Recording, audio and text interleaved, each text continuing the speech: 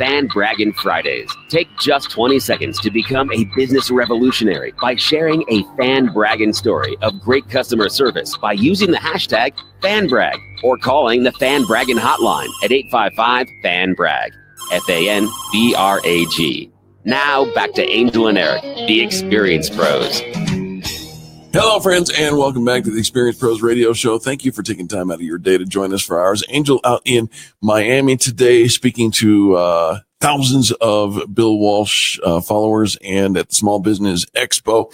And so that means I get to interview our next guest all by my big boy self. Are you bored or unhappy with your visual brand? Well, here's something to ponder. Let's ask you 3 questions. You ready? Number 1, is your business visual brand memorable in a good way? Number 2, is your visual brand easy to understand and read? Not to you, but to the people looking at it from the outside. And number 3, does your visual brand still fit your business model? Here to answer those questions is our visual brand expert, Kaylie Hall from 68 Designs. How are you, Kaylie? I'm okay. I'm okay. Thank you so much for joining us and being willing to explore this with us. First of all, what constitutes our visual brand? What does that mean?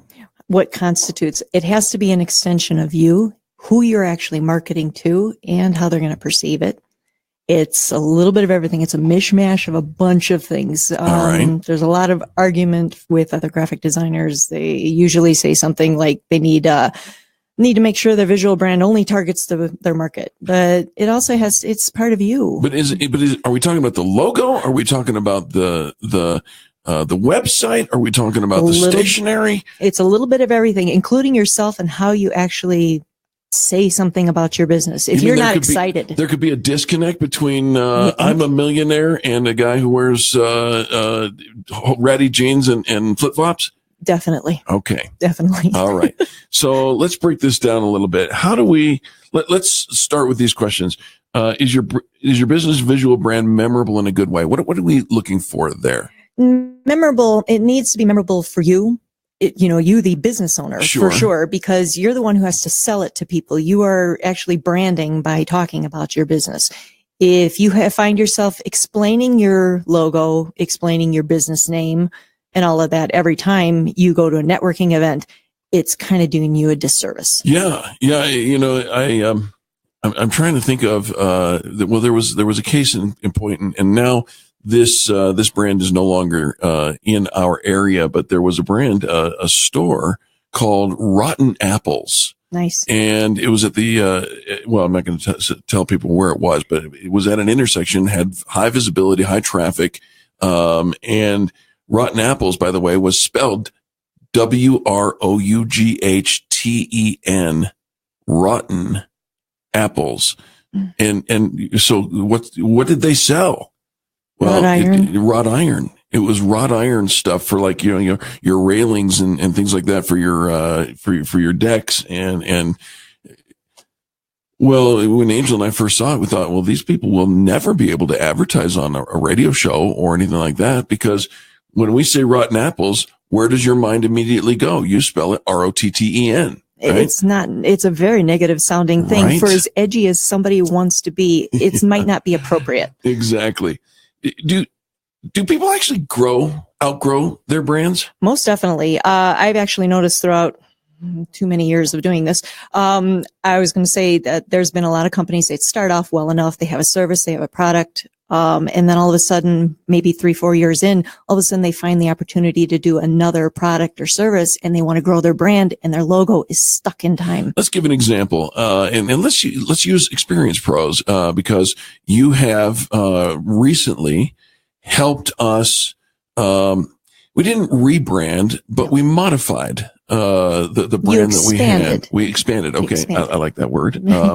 And it's funny because we expanded by contracting. We literally, went back to the future with our brand, because if you were to know and listen to this broadcast, 8 years ago, you would see that what we are doing today on our website is what we did when we started Experience Pros. And we go back to this whole creating influencers and helping people with their branding and making sure that they're not necessarily with their branding, but helping people with their visibility and giving them an opportunity to be seen. Right. In order to do that, you took we met, we had a great conversation, and we boiled down to 4 words. You on the radio, right? Yep. And what did you do? You immediately took our existing logo, which is well known and nationally syndicated, federally registered. It's out there, right? And you took that logo and swapped it up a little bit. Swapped it up. It gave it a little bit of dimension, which also says a lot about you guys. You're becoming multidimensional. Yeah. Right. It's a stretch, but at the same time, it breathed new life into your brand, and it actually gets you excited again about promoting it. And you put that phrase, you on the radio, as a tagline to the logo, right? And guess what? When people ask, what do you do? We put you on the radio. Ta-da! It seems so simple, but it's so simple as to be profound. And it should be. It should be something very simple. If something is, if it's too complicated, let's face it, we complicate everything. As a human race, we complicate everything. Keep it simple so people can get in there and get out of there and want to know more about your business or service. How important is it to have a good rapport with a designer?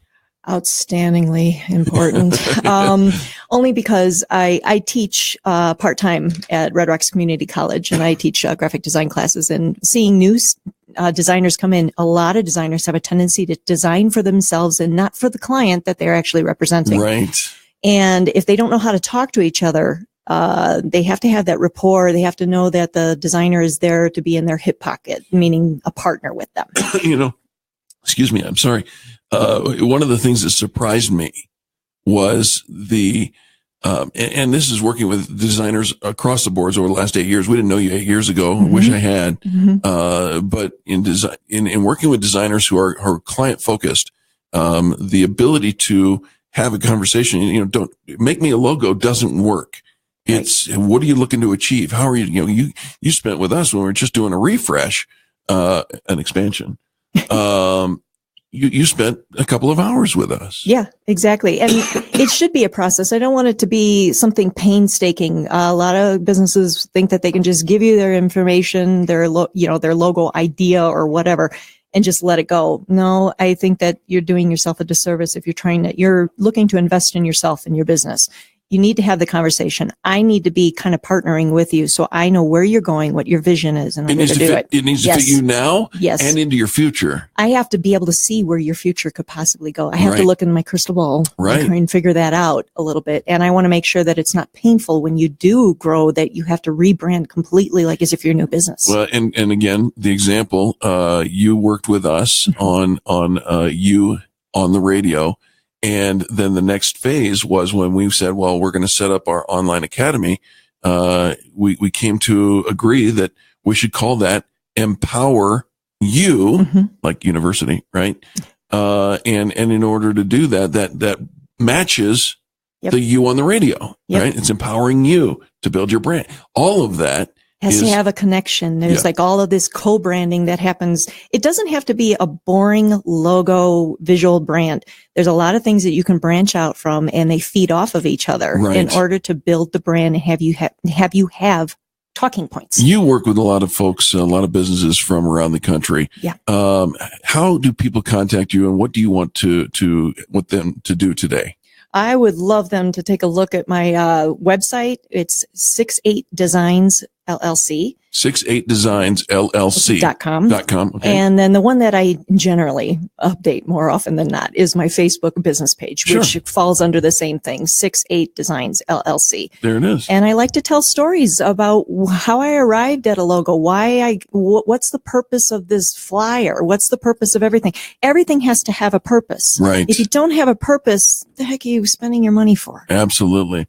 So there you go. Kaylie Hall, folks, 68 Designs LLC.com or 68 Designs LLC on Facebook, and go check that out, because I think just give your number. Yeah, and I'm all about answering the phone. I have a landline. I know that sounds strange, but it's in my office. What is that? It's 303-216-9228. Do that again. 303-216-9228. 216-9228. All right. So we got about another minute here. Actually, no, we don't. We got about another couple of seconds. Okay. Kaylie, the number one tip for people who are bored with their brand. Start to look at others and who you want to model yourself after. You like their success. You might want to look into rebranding yourself.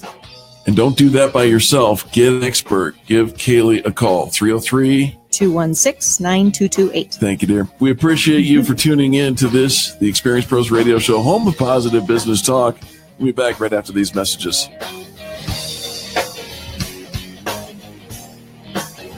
You're